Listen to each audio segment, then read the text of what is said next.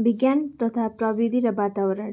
आर्किमिडिजको जन्म चाहिँ ईसापूर्व 2087 ग्रिसको सिसिलियामा भएको थियो। मृत्यु भने ईसापूर्व 212 इटालीको रोममा। यिनले के गरे त? सापेक्षिक घनत्वको सिद्धान्त प्रतिपादन, लिबरको सिद्धान्त प्रतिपादन, पेजको सिद्धान्त प्रतिपादन, तरल पदार्थको ऊर्ध्व चापको नियम पत्ता लगाएका थिए।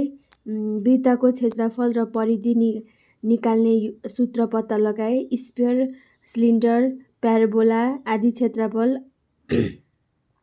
आयतन पत्ता लगाउन प्रयोग हुने अचर राशि पाईको मान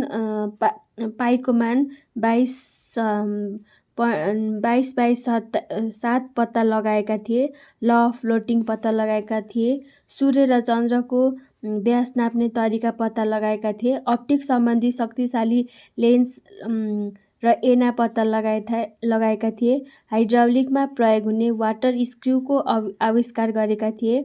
धेरै ठुलो सङ्ख्यालाई सानो पारी लेख्ने तरिका पत्ता लगाएका थिए। आर्किमिडिजको उत्तोलनको सिद्धान्त प्रतिपादन पछि give me a place to stand, I will move the earth भनेका थिए। प्रकाशको गुणको अध्ययन गरी ऐनाको माध्यमले प्रकाशको परिवर्तन गरी आगो बाल्ने प्रविधिको विकास।